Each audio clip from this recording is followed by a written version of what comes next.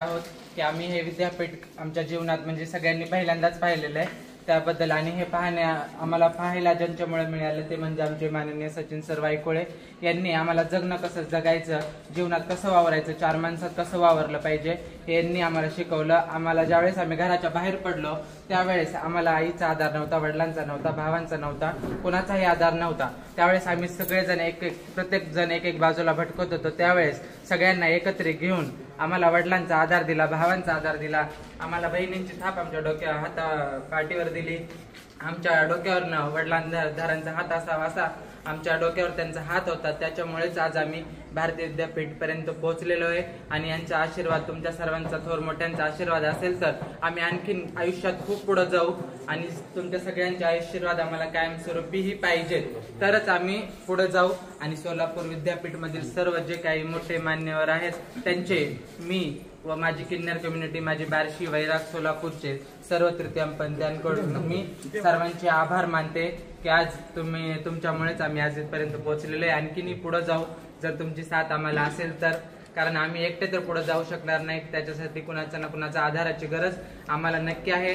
Sir एकटे आधार देऊन जमणार नाही, तर तुमच्यासारख्या भरपूर मान्यवरांनी आम्हाला आधार दिला पाहिजे, तरच आम्ही आयुष्यात पुढे काहीतरी घडवून दाखवू। आमची जिद्द आहे आणि जे काही अजून पुढचे नवीन किन्नर समाज येणार आहेत, जे लहान आहेत, ज्यांनी अर्धवट शिक्षण सोडलेलं आहे, त्यांना आम्ही शिक्षणासाठी भरती करू अशी माझी इच्छा आहे। आणि मी माझ्या किन्नर समाजालाही नक्की सांगेल की तुमच्या घरात जरी कोणी नवीन किन्नर आला तरी त्याला रोडवर न मागायला पाठवता आधी शिक्षणाची त्याला तुम्ही सवय लावा, त्याचं सुख दुःख समजून घ्या, तरच ते जीवनात पुढे जातील व आपलं व आपल्या किन्नर समाजाचं नाव होईल। आणि नंतर किन्नर म्हणण्यापेक्षा आपणही समाजातले घटक आहोत, हे जे समाज आहे तो आपल्याला नक्की स्वीकारेल।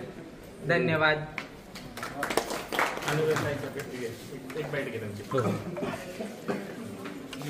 एक मिनिट। पुण्यश्लोक अहिल्याबाई होलकर विद्यापीठ मध्ये आज आंतरराष्ट्रीय ट्रान्सजेंडरवर त्यांच्या 21व्या शतकातली जीवनशैली यावर आधारित एक सुंदर असं चर्चासत्र, कॉन्फरन्स ज्याला म्हणता येईल, हे आयोजित केलेलं आहे। यामध्ये अनेक तृतीयपंथी बांधव व विद्यार्थी किंवा विचार मंच करणारे असे विविध विचारांशी देवाणघेवाण करणारे असे विद्यार्थी, रिसर्च स्कॉलर सगळे उपस्थित झालेले आहेत। यामध्ये एवढंच सांगू इच्छिते की आज आमचे तृतीयपंथी बांधव जे की कदाचित शिक्षण मिळालं नसेल किंवा मिळत असेल तरी ते कशा पद्धतीने मिळते, काय हर्डल्स त्यांना येतात जीवनामध्ये, एक संघर्षमय जीवन घेऊन इथपर्यंत आलेले आहेत, त्या सर्वांच्या जीवनशैलीवर अभ्यास करणारे विविध संशोधक कागद किंवा संशोधक रिसर्च पेपर इथं उपस्थित झालेले आहेत। त्या सर्वांमध्ये असं जाणवतंय की आमच्याबद्दल विचार करणारे लोक खूप आहेत, मनात जागा देणारे लोक खूप आहेत, पण घरी स्थान देणारे लोक कमी आहेत। खरं तर सुरुवात ही संघर्षाची घरातून सुरुवात होते आणि नंतर या मूलभूत सुविधा ज्या आमच्या आहेत, रोजगार असेल किंवा शिक्षण असेल, आरोग्याच्या सुविधा असतील, घरात आणि मनात स्थान असेल तर या सुविधांची गरज कधीच पडणार नाही, कारण घरूनच सगळ्या पुरावा होतील। आज गुरु आई वडिलांच्या हिशोबाने आपल्या लेकरांचं संगोपासन करत आहेत, त्यांना वाढवत आहे। त्यांची विचारधारा जर पाहिली तर त्यांना सुद्धा वाटते की आमच्या येणाऱ्या पिढीनं भीक मागू नये, अर्थातच त्यांना कुठेतरी संधी मिळावी, समाजात एक प्रमुख घटकामध्ये स्थान मिळावं।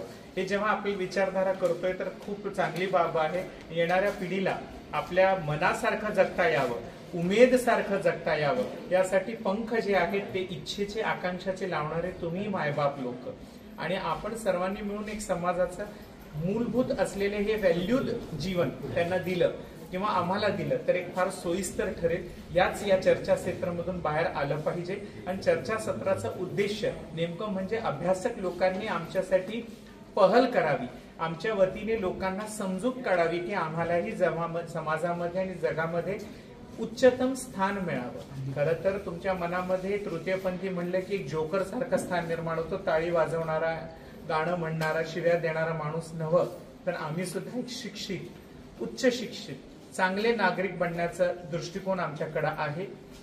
त्या दृष्टिकोनाने तुम्ही पाहिलात, असं म्हणतात ना, एक पैर आप आगे बढ़ाइए 10 हम बढ़ाएंगे, आप एक बढ़ाइए हम 10 नहीं 100 बढ़ाएंगे।